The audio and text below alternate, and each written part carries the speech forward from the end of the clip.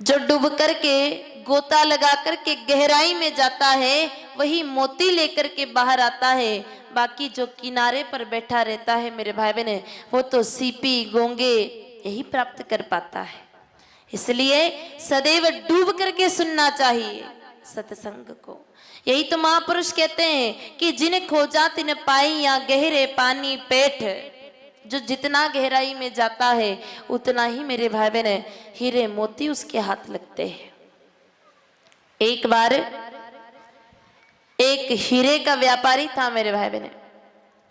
वो हीरे का व्यापारी विदेश जाता, बड़े बड़े शहरों में जाता और वहां से हीरे खरीद करके लाता था।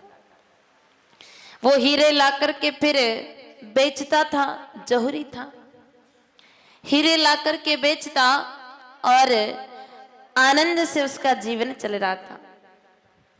एक दिन मेरे भाई बहन विदेश गया और विदेश जाकर के वहां से 100 हीरे लेकर के आया। अब 100 हीरे लाया, काम ही बेचना था तो धीरे धीरे बेचना शुरू किया। 100 में से 99 हीरे तो उस जौहरी के बड़े अच्छे दामों में बिक गए। लेकिन मेरे भाई बहन एक हीरा ऐसा है जो उस हीरे के व्यापारी का बिक नहीं पा रहा है।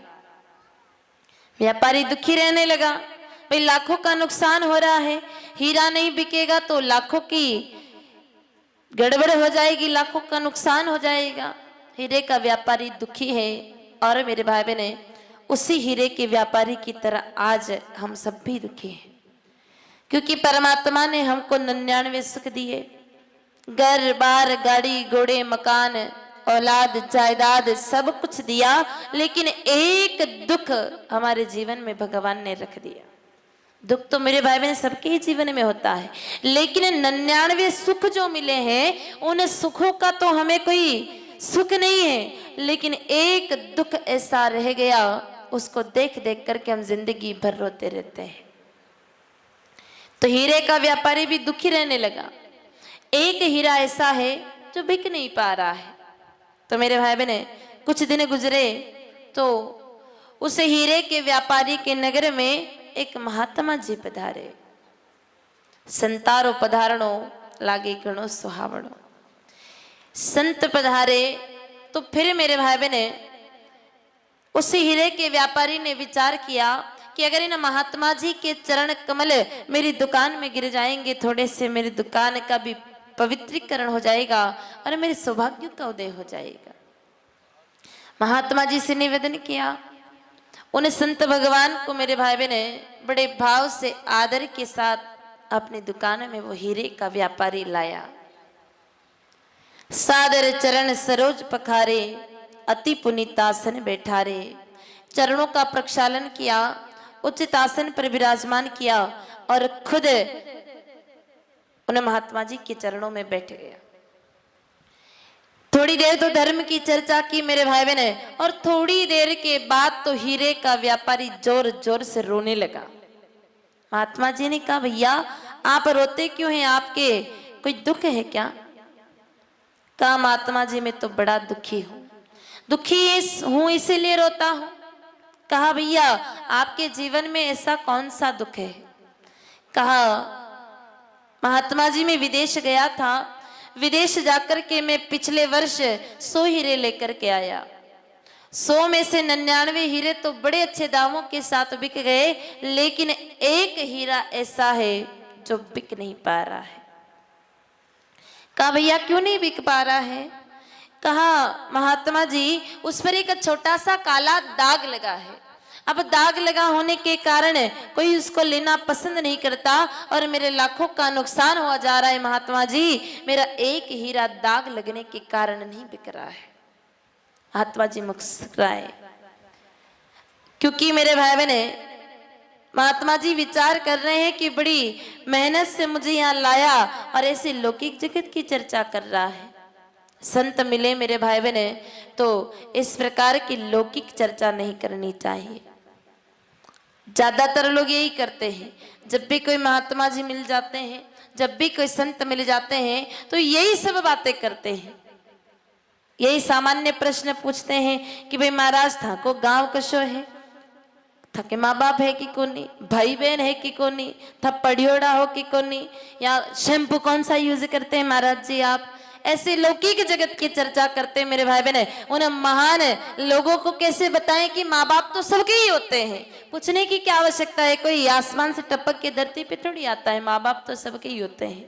लेकिन आज हमारी आदत ही बन गई है, जब भी कोई संत मिलते हैं, जब भी कोई महात्मा जी मिलते हैं, तो हम इसी प्रकार के बेकार के प्रश्न करते हैं और खुद का और सामने वाले का दोनों का ही समय खराब करते हैं। मेरे भाई बहन, प्रश्न तो ऐसे पूछने चाहिए, जब भी कोई संत मिल जाए, जब भी कोई मेरे भाई बहन दिव्य श्रेष्ठ व्यक्ति आपके आंगन में आए, तो प्रश्न तो ऐसे पूछें जो हमारी आत्मा को कल्याण की तरफ ले जाएं। ऐसे प्रश्न जैसे मीराबाई साहब पूछा करते थे। जब भी कोई पंडित जी मिल जाते, जब भी कोई मेरे भाई बहन संत मिल जाते, जब भी कोई महात्मा जी मिल जाते, एक ही प्रश्न मीराबाई साहब करते थे, मारा जूना जोशी राम मिलन कद होसी, हो मारा जूना जोशी हरि से मिलन कद होसी, राम मिलन कद होसी रे, हो सवरिया मिलन कद होसी रे, मारा जूना जोशी हरि से मिलन कद होसी, हो मारा जूना जोशी राम मिलन कद होसी, राम मिलन कद होसी, प्रभु से मिलन कद होसी। एक ही प्रश्न करते, एक ही रट, जब भी कोई संत मिल जाते तो मेरे भाई बहन लोभ देते, प्रलोभन देते और एक ही प्रश्न करते कि भगवान मुझे प्रभु से मिलन कब होगा, मेरे हरि कब मिलेंगे। तो प्रश्न तो मेरे भाई बहन ऐसे ही करने चाहिए, बाकी बेकार के प्रश्न करने से क्या लाभ। सामान्य लौकिक जगत की चर्चा तो हम सब किसी अन्य व्यक्ति से भी कर सकते हैं। जब भी कोई संत मिले तो बात भगवंत की होनी चाहिए, भगवान की होनी चाहिए। तो हीरे के व्यापारी ने कहा, प्रभु मेरा एक हीरा नहीं बिक पा रहा है और इसी के कारण मैं दुखी हूं। तो महात्मा जी ने कहा, भैया एक काम करना, गाय माता जी का दूध लेना और उस हीरे को गाय माता जी के दूध में 7 दिन डाल करके रख देना।